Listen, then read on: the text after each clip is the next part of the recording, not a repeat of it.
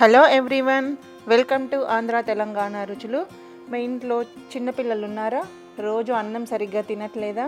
అన్నం రోజు మిగిలిపోతుంది, మనమే తినాలి. రోజు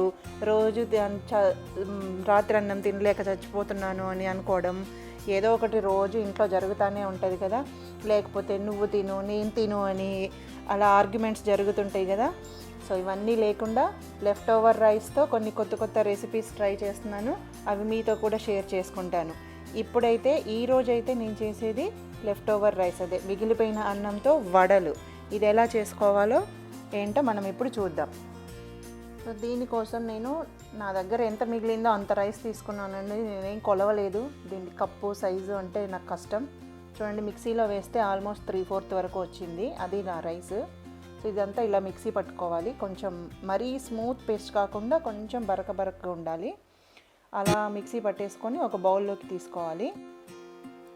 తర్వాత దీంట్లోకి 1 కప్పు ఉప్మా రవ్వ, ఒక మీడియం సైజు ఆనియన్ చిన్న ముక్కలుగా కట్ చేసుకొని వేసుకోవాలి. తర్వాత 1 ఇంచు అల్లం ముక్క, ఒక 2 పచ్చిమిరపకాయలు సన్నగా కట్ చేసి వేసుకోవాలి. తర్వాత కొద్దిగా కొత్తిమీర, కొద్దిగా కరివేపాకు, అవి కూడా సన్నగా తరుక్కొని వేసుకొని ఒక 1/2 కప్పు వరకు పెరుగు వేసుకోవాలి. తర్వాత మీ రుచికి తగ్గట్టుగా ఉప్పు వేసుకోండి.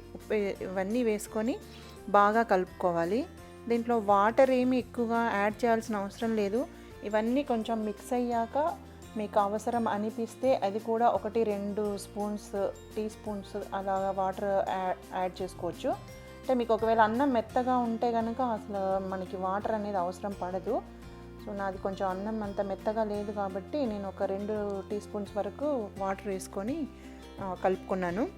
తర్వాత ఇప్పుడు ఇది ఇలా ముద్ద చేసి కొంచెం మనం వడలాగా ఒత్తుకున్నప్పుడు క్రాక్స్ ఏమీ రాకుండా ఉంటే అది పర్ఫెక్ట్గా కన్సిస్టెన్సీ ఉన్నట్టు. సో ఇప్పుడు నాకైతే అలా ఏం రాలేదు. ఇంకా ఈ పిండి అంతా కలిపి పెట్టుకొని మూత పెట్టుకొని ఒక 10 నిమిషాలు పక్కన పెట్టుకోవాలి.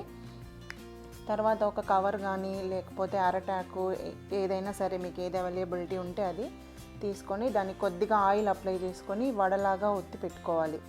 ఇది అన్నం కదా, అది అతుక్కుంటుంటుంది చేతులకి. సో కొంచెం మధ్యలో తడి పెట్టుకుంటూ వాటర్ చేతికి తడుపుకుంటూ ఒత్తుకుంటే బాగా మీకు చేతికి అతుక్కోకుండా వస్తాయి. సో ఇవి ఇప్పుడు ఆయిల్లో వేసేసుకొని గోల్డెన్ బ్రౌన్ కలర్ వచ్చేంత వరకు వేయించుకోవాలి.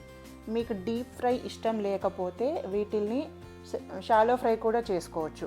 అంటే కొద్దిగా ప్యాన్లో కొద్దిగానే ఆయిల్ వేసి అటు ఇటు తిప్పుకుంటూ కాల్చుకోవాలి. సో అలా అయినా చేసుకోవచ్చు, ప్రాబ్లం లేదు. ఎందుకంటే ఆల్రెడీ మనకి అన్నం ఉడికిపోయిందే, రవ్వ అది కొద్దిగా ఫ్రై అయినా సరిపోతుంది. సో మీరు షాలో ఫ్రై అయినా చేసుకోవచ్చు, ప్రాబ్లం లేదు, డీప్ ఫ్రై ఇష్టం లేని వాళ్ళు.